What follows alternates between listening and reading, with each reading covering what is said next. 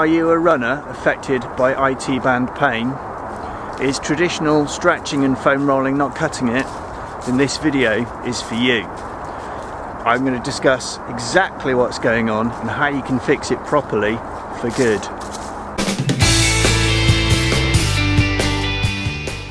Today we're going to talk about the iliotibial band, the nemesis of all runners. It's the most common running injury, and like many runners, a fantastic friend of mine, Emma, shout out to Emma, is training for the London Marathon. She's already raised £4,000, which is awesome. Well done, Emma. Well done everybody who's raising money for charity through running the London Marathon.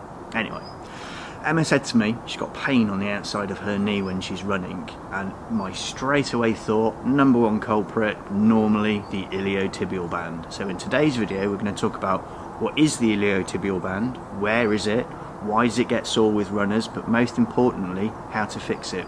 Stick around to the end because your knees will thank you.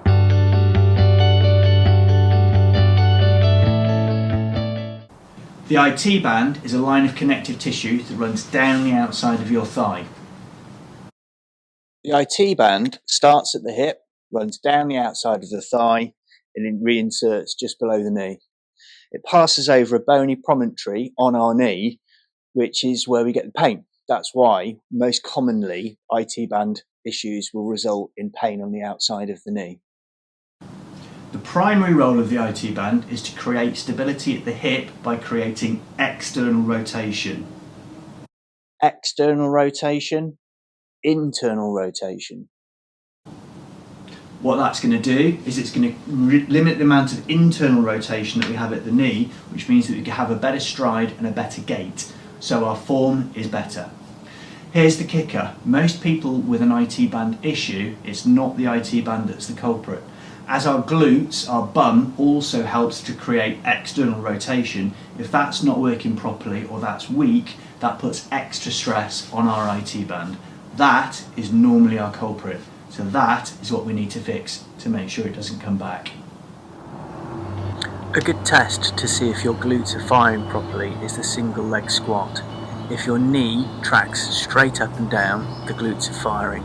If it collapses in like the valgus collapse seen here, then your glutes are weak or not firing properly.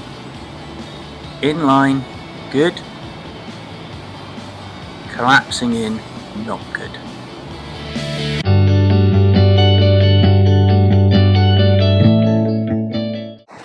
So why is it that runners especially suffer from ITB pain?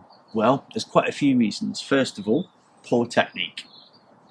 Most of us, when we learn a new thing, such as riding motorcycles like me, you learn proper technique and then you're safe to go.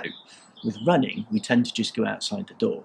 So first, number one tip is learn proper running technique. There's loads of videos on YouTube on proper running technique. The pose technique is one of the most famous, so go and have a look at that. If you think about how many foot strikes you have in a marathon, 26.2 miles, if your technique's not right, that's a lot of foot strikes, and each little foot strike with poor technique is just adding that layer of that damage, which is going to lead to the tight iliotibial band and the pain that we've talked about before. So the other reason that a lot of people are suffering from IT band pain is it's an overuse injury. So increasing your mileage too quickly, coupled with poor recovery strategies. Follow a really good, well put together and structured training plan. Don't increase your mileage more than 8 to 10% per week, and keeping the speed continuous.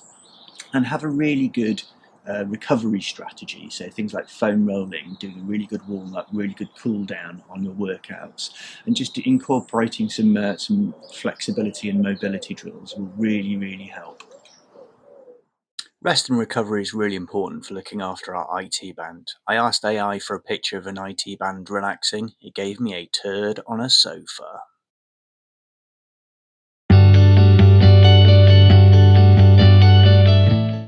First thing we've got to understand is the ITB is not a muscle. Stretching it like a muscle is going to have limited success. Dr. Kelly Starrett is one of the most famous exercise-related movement specialists in the world.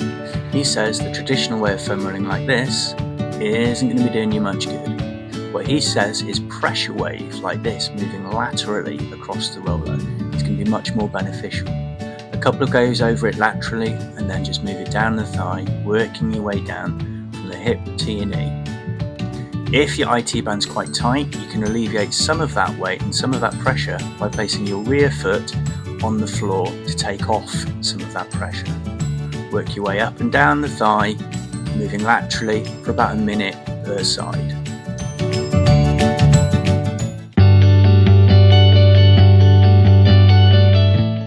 To begin strengthening, we'll start with donkey kicks. On all fours, you want to raise your rear leg with your rear foot in the air, but contracting with your glute muscles. Next is glute bridges. Contract your glutes and drive your hips up to the ceiling. Third exercise is clamshells. Start with your knees together and squeeze your glutes to bring your knee up towards the ceiling. The last exercise is banded crab walks. Step side to side, pushing out with your knees to engage your glutes.